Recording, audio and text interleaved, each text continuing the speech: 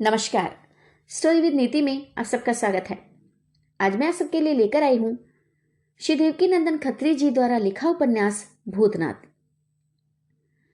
भूतनाथ उपन्यास चंद्रकांता संतति के उस अहम किरदार पर आधारित है जो कि राजा को ये वादा करता है, यानी राजा वीरेंद्र सिंह को ये वादा करता है कि मैं अपनी बेगुनाही का सबूत जो है अपनी जीवनी में आपको दूंगा। फिलहाल के लिए मुझे छोड़ दिया जाए और एक समय पर मैं अपनी जीवनी लिखूंगा। मुझे कुछ समय का वक्त दिया जाए। जब मैं अपनी जीवनी लिखूं उसमें आपको बताऊंगा कि मैं कैसे भूतनाथ बना, मैंने कौन सा अपराध किया, क्यों किया, किसके कहने पर किया या नहीं किया। तो इन सब बातों का उल्लेख जो है वो इस उपन्यास में मिलेगा। तो आइए सुनते हैं उपन्यास के इस पहले भाग को मेरे साथ, यानी आपकी अपनी नीति के साथ। तो भूतनाथ जी कहते हैं कि मेरे पिता ने तो मेरा नाम गदाधर सिंह रखा था और बहुत दिनों तक मैं इसी नाम से प्रसिद्ध भी था, परंतु समय पड़ने पर मैंने अपना नाम भूतनाथ रख लिया और इस समय यही नाम बहुत प्रसिद्ध हो रहा है।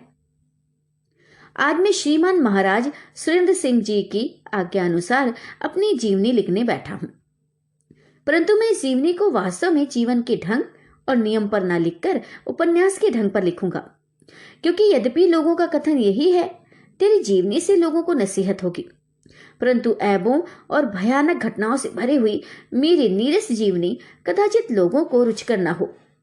इस ख्याल से जीवनी का रास्ता छोड़ इस लेख को उपन्यास के रूप में लाकर रस पैदा करना ही मुझे आवश्यक जान पड़ा है। प्रेमी श्रोतागण और पाठक यही समझे कि किसी दूसरे ही आदमी ने भूतनाथ का हाल लिखा है, स्वयं भूतनाथ ने नहीं, अथवा इसका लेखक कोई और ही है, ये जानकर ये जो उपन्यास है वो सुना जाए। जेठ का महीना और शुक्ल पक्ष की चतुर्दशी का दिन है। यद्यपि रात पहर भर से कुछ ज्यादा जा चुकी है और आंखों में ठंडक पहुंचाने वाले चंद्रदेव भी दर्शन दे रहे हैं, परंतु दिन भर की धूप और लू की बदौलत गर्म भरी हुई जमीन, मकानों की छतें और दीवारें अभी तक अच्छी तरह ठंडी नहीं हुई हैं। अब भी कभी कभी सहारा दे देने वाले हवा की चपेटे में गर्मी मालूम पड़ती है और बदन से पसीना निकल रहा है। बाग में सैर करने वाले शौकीनों को भी पंखे की जरूरत है और जंगल में भटकने वाले मुसाफिरों को भी पेड़ों की आड़ बुरी मालूम पड़ती है। ऐसे समय में मिर्जापुर से 22 कोस दक्षिण की तरफ हटकर छोटी सी पहाड़ी के ऊपर, जिसपे बड़े बड़े घने घने पेड़ों की कमी तो नहीं है, मगर इस समय पत्तों की कमी के सबब से जिसकी खूबसूरती नष्ट हो गई है, एक पत्थर की चट्टान पर हम ढाल, तलवार तथा तीर कमान लगाए हुए 2 आदमियों को बैठे देखते हैं, जिनमें से एक औरत और दूसरा मर्द है। औरत की उम्र 14 या 15 वर्ष की होगी, मगर मर्द की उम्र 20 वर्ष से कम मालूम नहीं होती। यद्यपि इन दोनों की पोशाक मामूली, सादी और बिल्कुल ही साधारण ढंग की है, मगर सूरत शक्ल से यही जान पड़ता है कि ये दोनों साधारण व्यक्ति नहीं हैं, बल्कि किसी और अमीर, बहादुर और छत्री खानदान के होनहार हैं। जिस तरह मर्द चपकन, पायजामा, कमरबंद और मुड़ासा पहने हुए है, उसी तरह औरत ने भी चपकन, पायजामा, कमरबंद और मुड़ासे से अपनी सूरत मर्दाने ढंग की बना रखी है।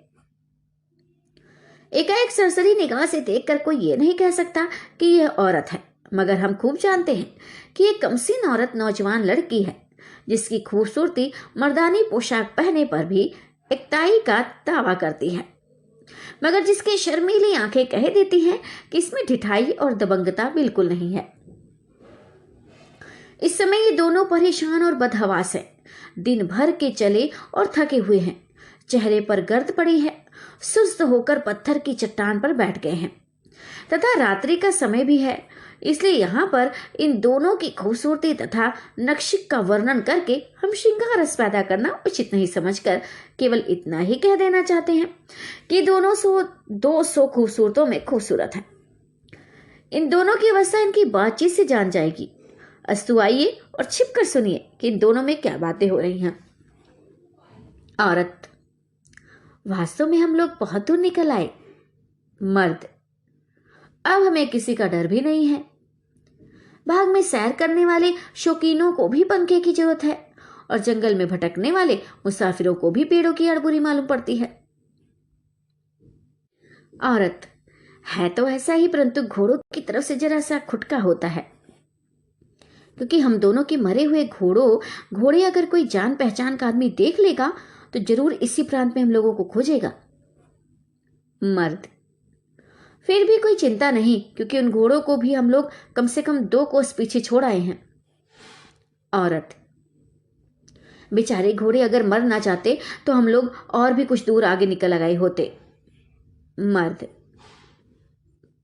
ये गर्मी का जमाना, इतने कड़ाके की धूप और इस तेजी के साथ इतना लंबा सफर करने पर भी घोड़े जिंदा रह जाएं तो बड़े ताज्जुब की बात है। औरत: ठीक है, अच्छा ये बताइए कि हम लोगों को क्या करना होगा? मर्द: इसके सिवाय और किसी बात की जरूरत नहीं है कि हम लोग किसी दूसरे राज्य की सरहद में जा पहुंचे। ऐसा हो जाने पर फिर हमें किसी का डर नहीं रहेगा, क्योंकि हम लोग किसी का खून करके तो आए नहीं हैं, न किसी की चोरी की है और न किसी के साथ अन्याय या अधर्म करके भागे हैं, बल्कि एक अन्यायी हाकिम के हाथ से अपना धर्म बचाने के लिए भागे हैं। ऐसी अवस्था में किसी न्यायी राजा के राज्य में पहुंच जाते ही हमारा कल्याण हो जाएगा। औरत: निसंदेह ऐसा ही है। फिर आपने क्या विचार किया है? किसके राज्य में जाने का इरादा है? मर्द: मुझे तो राजा सुरेंद्र सिंह का राज्य बहुत ही पसंद है। वह राजा धर्मात्मा और न्यायी हैं तथा उनका राज्य भी बहुत दूर नहीं है। यहाँ से केवल 3 ही 4 कोस और आगे निकल चलने पर उनकी सरहद में पहुंच जाएंगे। औरत: वाह वाह, तो इससे बढ़कर और क्या बात हो सकती है? आप यहाँ क्यों अटके हुए हैं? आगे बढ़कर चलिए, जहां इतनी तकलीफ उठाई वहां थोड़ी और सही। मर्द: हाँ, मैं भी इसी ख्याल में हूं, मगर अपने नौकरों का इंतजार कर रहा हूं, क्योंकि उन्हें अपने से मिलने के लिए यही ठिकाना बताया हूं।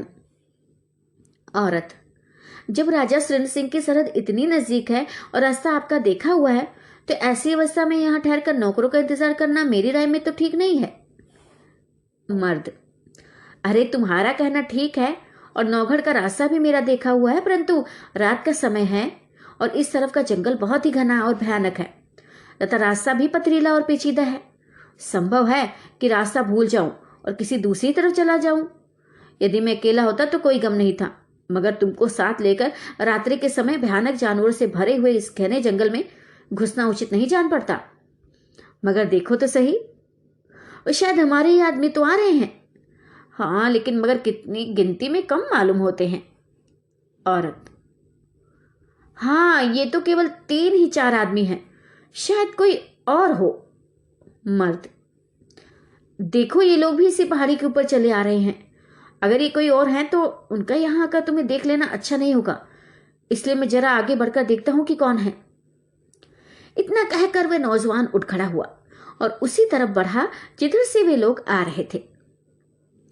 कुछ ही दूर आगे बढ़ने और पहाड़ी के नीचे उतरने पर उन लोगों का सामना हो गया। यद्यपि रात का समय था और केवल चांदनी ही का सहारा था, तथापि सामना होते ही एक ने दूसरे को पहचान लिया। हमारे नौजवान को मालूम हो गया कि ये हमारे दुश्मन के आदमी हैं और उन लोगों को निश्चय हो गया कि हमारे मालिक को इसी नौजवान की गिरफ्तारी की जरूरत है। ये लोग जो दूर से गिनती में 3-4 मालूम पड़ते थे, वास्तव में 6 आदमी थे, जो हर तरह से मजबूत और लड़ाई के सामान से दुरुस्त थे। ढाल तलवार के अलावा सबों के कमर में खच्चर और हाथ में नेजा था। उन सबों में से एक ने आगे बढ़कर नौजवान से कहा कि बड़ी खुशी की बात है कि आप स्वयं हम लोगों के सामने चले आए। कल से हम लोग आपकी खोज में परेशान हो रहे हैं, बल्कि सच तो यूं है कि ईश्वर ही ने हम लोगों को यहाँ तक पहुंचा दिया और यहाँ आपका सामना हो गया। क्षमा कीजिएगा, आप हमारे अफसर और हाकिम रह चुके हैं, इसलिए हम लोग आपके साथ बेअदबी नहीं करना चाहते, मगर क्या करें, मालिक के हुक्म से लाचार हैं, जिसका नमक खाते हैं। इस बात को हम लोग खूब जानते हैं कि आप बिल्कुल बेकसूर हैं और आप पर व्यर्थ ही जुल्म किया जा रहा है, परंतु। नौजवान: ठीक है मेरे प्यारे गुलाब सिंह, मैं तुम्हें अभी तक वैसा ही समझता हूँ और प्यार करता हूँ, क्योंकि तुम वास्तव में नेक हो और मुझसे मोहब्बत रखते हो। तुम बेशक मुझे गिरफ्तार करने के लिए आए हो और मालिक के नमक का हक अदा करना चाहते हो। इस मैं खुशी से तुम्हें आज्ञा देता हूँ कि मुझे गिरफ्तार करके अपने मालिक के पास ले चलो। परंतु क्षत्रियों का धर्म निभाने के लिए मैं गिरफ्तार नहीं होकर तुमसे लड़ाई अवश्य करूंगा। इसी तरह तुम्हें भी मेरा मुलाजमा न करना चाहिए। गुलाब सिंह, ठीक है, बेशक ऐसा ही चाहिए, परंतु मेरा हाथ आपके ऊपर कदापि नहीं उठेगा। मुझे अपने जालिम मालिक की तरफ से बदनामी उठाना मंजूर है, परंतु आप ऐसे बहादुर और धर्मात्मा के आगे लज्जित होना स्वीकार नहीं है। हाँ, मैं अपने साथियों को ऐसा करने के लिए मजबूर नहीं करूंगा, ये लोग चाहे जो करें। इस सुनते ही गुलाब सिंह के साथियों में से एक आदमी बोल उठा, अरे नहीं नहीं, कदापि नहीं, हम लोग आपके विरुद्ध कोई काम नहीं कर सकते और आपकी ही आज्ञा पालन कर अपना धर्म समझते हैं। सज्जनों और धर्मात्माओं की आज्ञा पालने का नतीजा कभी बुरा नहीं होता। इसके साथ ही गुलाब सिंह के बाकी साथी भी बोल उठे, हाँ बेशक ऐसा ही है, बेशक ऐसा ही है। गुलाब सिंह, ईश्वर की कृपा है कि मेरे साथी लोग भी मेरी इच्छा अनुसार चलने के लिए तैयार है। अब आप ही आज्ञा कीजिए कि हम लोग क्या करें, क्योंकि अब भी मैं अपने को आपका दासी समझता हूं।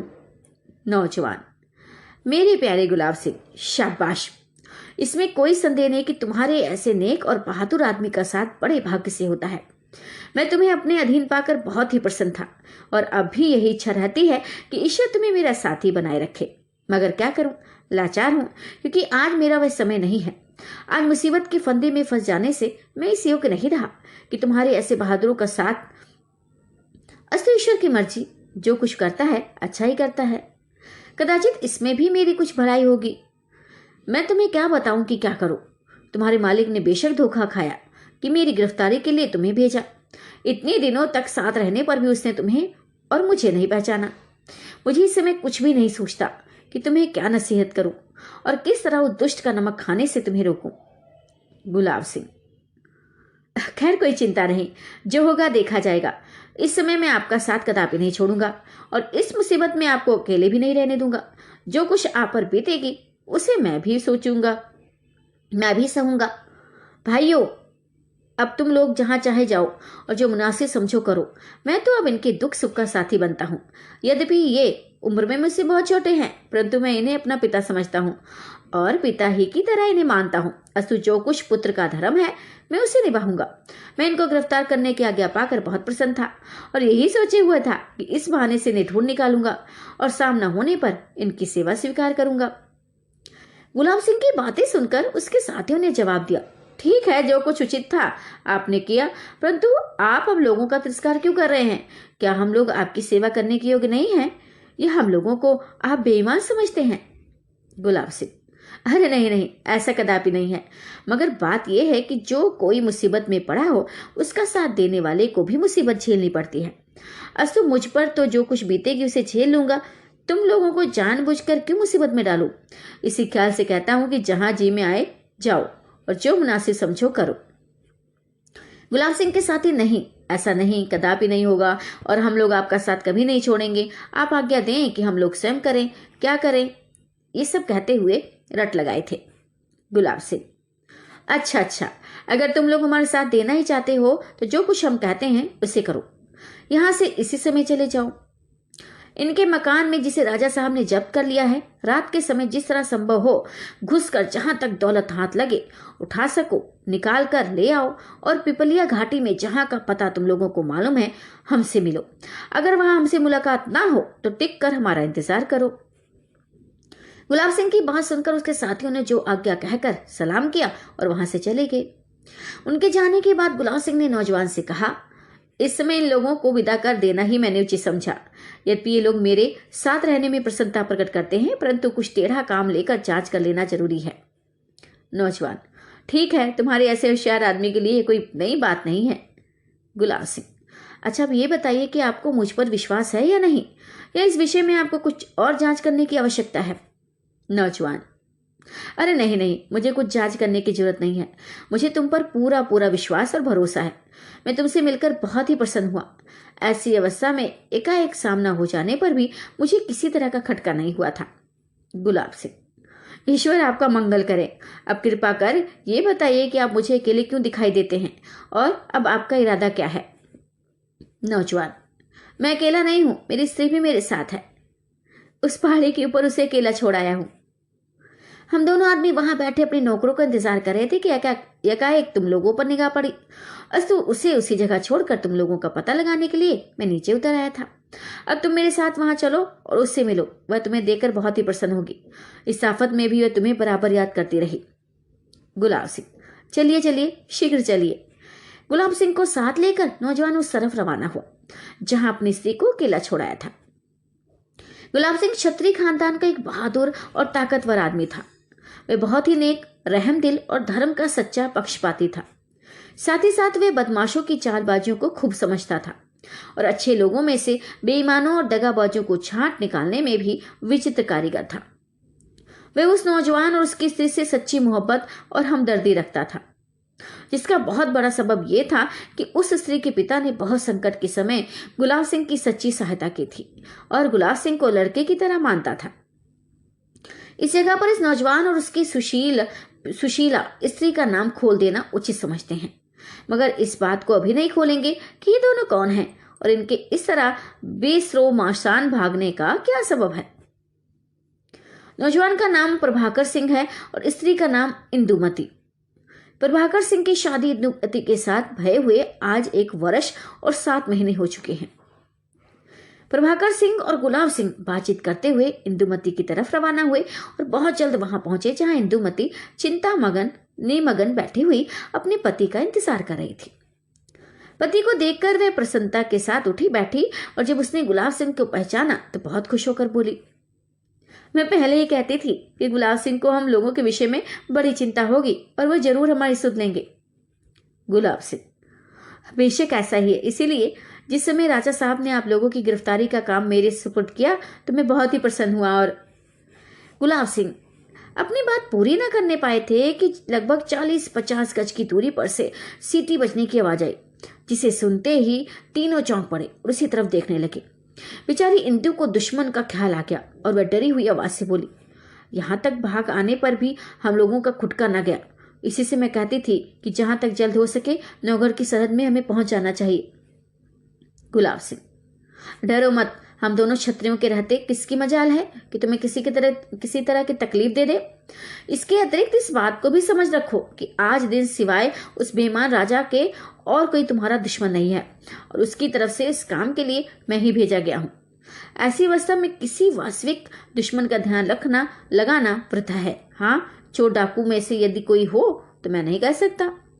इंदु, खैर पेड़ों की आड़ में तो हो चाहिए जरा। गुलाब सिंह, हाँ, इसके लिए कोई हर्ज नहीं। इतने ही में पुनः सीटी की आवाज आई, मगर अब की दफे की आवाज कुछ अजीब ढंग की थी। मालूम होता था कि कोई बंधे हुए इशारे के साथ झिन्नी की आवाज देकर सीटी बुला रहा है। इस आवाज को सुनकर गुलाब सिंह हंस पड़ा और इंदु तथा प्रभाकर सिंह की तरफ देखकर बोला, बस मालूम हो गया, डरने की कोई जरूरत नहीं है, क्योंकि ये मेरे एक दोस्त की बजाई हुई सीटी है। मैं अभी जरूरी बातों से छुट्टी पाकर थोड़ी देर में आप लोगों से कहने वाला था कि यहाँ मेरे एक दोस्त का मकान है, जिससे मिलकर आप बहुत प्रसन्न होंगे और उनसे आपको सहायता भी पूरी मिल सकती है। मैं अब इस सीटी का जवाब देता हूँ। बहुत अच्छा हुआ जो अकस्मात वे खुद यहाँ पहुंचे। मालूम होता है कि मेरा यहाँ आना उन्हें मालूम हो गया होगा। इतना कहकर गुलाब सिंह ने भी कुछ अजीब ढंग की सीटी बजाई, अर्थात उस सीटी का जवाब दिया। प्रभाकर सिंह, भला अपने इस अनूठे दोस्त का नाम तो बता दो। गुलाब, आजकल इन्होंने अपना नाम भूतनाथ रख छोड़ा है। प्रभाकर, अच्छा, ये नाम तो कई दफे मेरे कानों में पड़ चुका है और एक दफे ऐसा भी सुन चुका हूं कि इस नाम का एक आदमी बड़ा ही भयानक, जिसके रहन सहन का किसी को कुछ पता नहीं चलता। गुलाब सिंह, हाँ ठीक है, आपने ऐसा ही सुना होगा, परंतु ये केवल दुष्टों और पापियों के लिए भयानक है। गुलाब सिंह इससे ज्यादा कुछ कहने पाया था कि सीटी बजाने वाला अर्थात भूतनाथ वहां पहुंचा। प्रभाकर सिंह को सलाम करने के बाद भूतनाथ गुलाब सिंह के गले मिला और इसके बाद चारों आदमी पत्थर की चट्टानों पर बैठकर इस तरह बातचीत करने लगे। गुलाब सिंह बोला, भूतनाथ, यहाँ एकाएक आपका इस तरह पहुंचना बड़े आश्चर्य की बात है। भूतनाथ, अरे आश्चर्य काहे का, यहाँ तो मेरा ठिकाना नहीं ठहरा, या यूं कहिए कि दिन रात का मेरा रास्ता ही है। गुलाब सिंह बोले, अरे ठीक है, मगर फिर भी आपका घर यहाँ से आधे घंटे की दूरी पर होगा। ऐसी अवस्था में मैं क्या जरूरी है कि आप दिन रात इसी पहाड़ी पर दिखाई दें। भूतनाथ, अच्छा हाँ, सो तो सच है, मगर आप जो यहाँ आ पहुंचे तो फिर क्या किया जाए, आखिर मुलाकात करना भी तो जरूरी ठहरा। गुलाब सिंह, अच्छा तो बस सीधे सीधे यूं क्यों नहीं कहते कि मेरा यहाँ आना आपको मालूम हो गया था। भूतनाथ, हाँ, बेशक आपका आना मुझे मालूम हो गया, बल्कि और भी कई बातें मालूम हुई हैं जिनसे आप लोगों को होशियार कर देना जरूरी है। अभी तक दुश्मनों से आपका पीछा नहीं छूटा। खाली गुलाब सिंह ही आपकी गिरफ्तारी के लिए नहीं भेजे गए, बल्कि इनको भेजने के बाद आपके राजा साहब ने और भी बहुत से आदमी आप लोगों को पकड़ने के लिए भेजे, जो इस समय इस पहाड़ी के इधर उधर आ गए हैं। और आपके आदमियों को भी इन लोगों ने गिरफ्तार कर लिया है, जिनका शायद आप इंतजार करते होंगे। प्रभाकर: हाँ, आपकी जुबानी बहुत सी बातें मालूम हुई, मुझे इन सब की कुछ भी खबर नहीं थी। आप तो इस तरह बयां कर रहे हैं जैसे कोई जादूगर आईने के अंदर जमाने भर की हालत देख देख कर सभा में बयान करता हो। गुलाब सिंह: अरे यही तो इनमें एक अनूठी बात है, जिससे बड़े बड़े नामी अय्यार दंग रहा करते हैं। इनसे किसी भेद का छिपा रहना बहुत ही कठिन है। भूतनाथ: अच्छा, तो मेरे प्यारे दोस्त, मैं प्रभाकर सिंह और इंदुमती को आपके सुपुर्द करता हूँ, जिससे इनका कल्याण हो जाए। ये बात आपसे छिपी हुई नहीं है कि मैं इन्हें कैसे मानता हूँ। भूतनाथ: अरे भाई, मैं सब जानता हूँ और इसीलिए यहाँ आया भी हूँ, परंतु अब विशेष बातचीत करने का मौका नहीं है। आप उठिए और मेरे पीछे आइए। प्रभाकर: अरे मुझे अपने लिए कुछ भी फिक्र नहीं है, केवल बेचारी इंदु के लिए मैंने जो मुझे न मुर्दों की तरह भागने और अदने अदने आदमियों से छिपकर चलने।